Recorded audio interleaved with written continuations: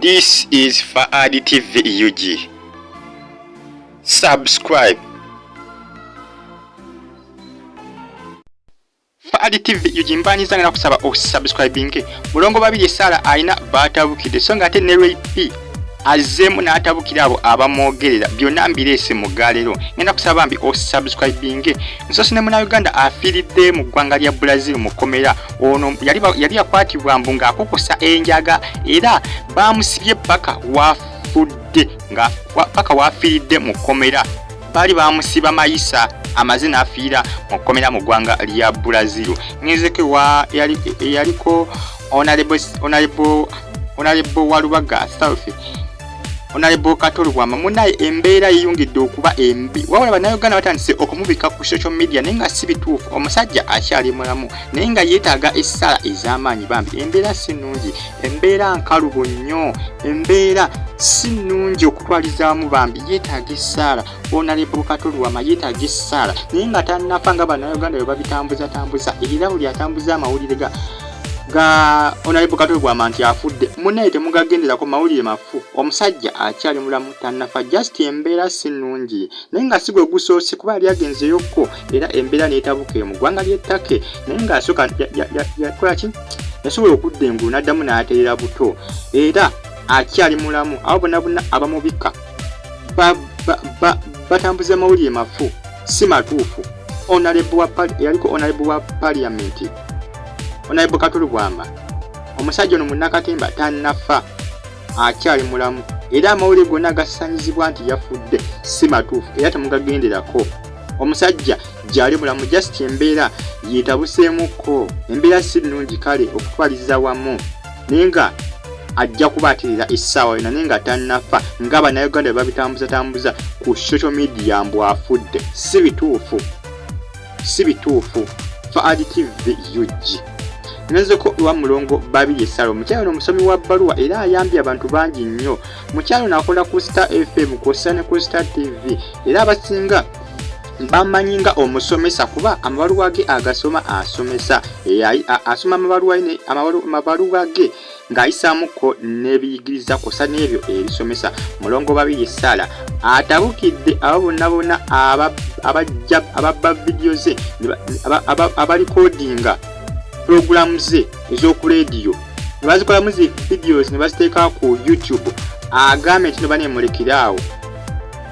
ayisize ekiragiro n'agamba balekiraawo abo bonna gwe wenanga oli ku YouTube kunenga oteekayo ebbaluwa za Mulongo Babirye Sala Mulongo Babirye Sala afulumiza warning n'ategeeza nti munnaye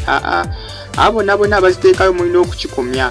mbagirawo kuba ajja kusobola okuba reportinga ate kijja kubayisiza ddala bubi nnyo kubanga bwana reportinga channel bajja giwa yonna era gona nango badde oziteekayo ebbaluwa za Mulongo Babirye Sala ng'ozirikodinga ku radio ng'aziweereza live naawe ng'obadde ozijja ku YouTube channel ye n'ozikyusa n'ozifuula ezizo agambye kikomye mbagirawo kubanga bwana reportinga channel yonna ejja kuyiibwa ate okakkane nga ofiiriddwa agambye oyo yenna ng'obadde oziteekayo kikomerwa leero Mulongo Babirye Sala mukyalo n'omusomi w'amabaluwa wali ku Star FM kw'ossa ne ku Star TV era ng'aweeza program bagiyita kooti y'amaka bagiyita kooti y'amaka Mulongo Babirye Sala yagiweeza nkiwa gwe nanga ogobera ebbaluwa za Mulongo Babirye Sala nkiwa omumanyi si mupya gy'oli naye munnaye bw'atyo awonyeza abo bonna wakati abasinga baagala tandika ate kufereramu bantu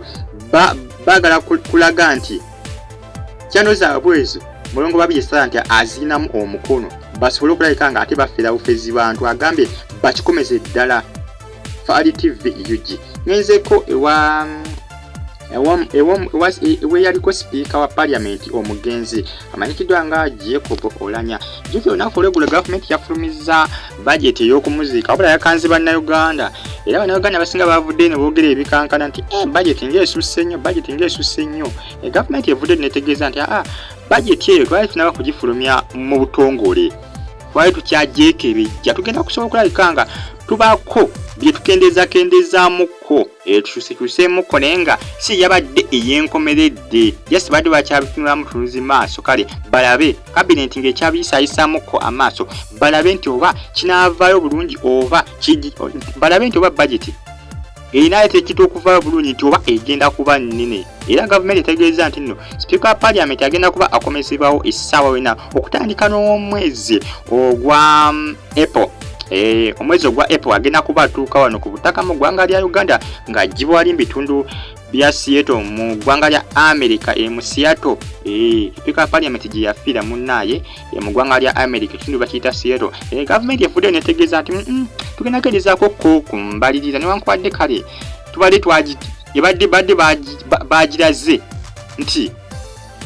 ng'efulumizibwa ng'eragibwa nti nno yo gye bagenda okukozesa mu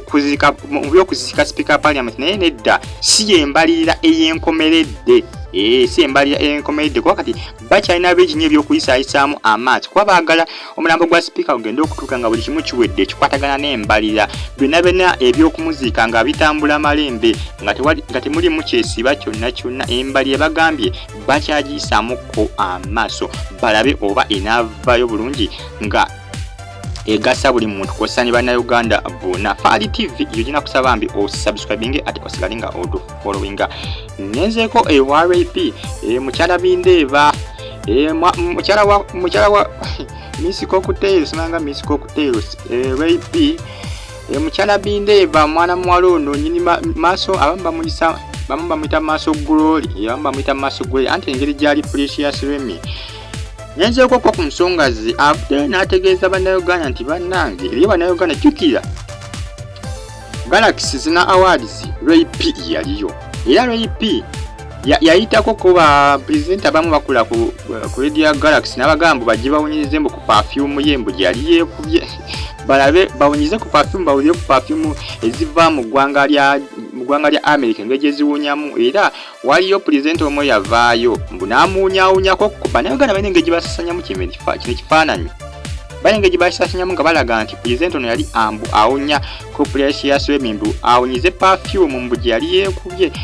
Precious Remy avudde n'ategeeza bannayuganda nti baneemulekerawo okukikuliriza kimulowooza si we kyali.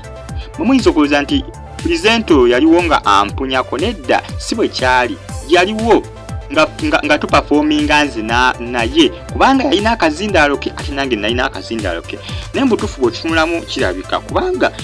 kiraga presenter ono yali kazindaalo ayi ne RAP naye yali kazindaalo wakuba baali beriraanye kati bannayuganda bo balina engeri bakikulirizamu naddala ku social media nga balaganga presenter ono eyali awunyiriza ku Precious Remy naye nga si bwe kyali era RAP avuddeyo n'abategeeza nti bannaye mulekerawo byemugamba mbu nayita presenter oyo bw'ajja ampunyeko agambe nedda nze sikola bintu ebyo bya kisirisiri okwo kuba kuvvoola muntu. Faali TV UG nakusaba mbi osubscribinge ate osigale nga atufollowinga mubeere bulungi mweraba.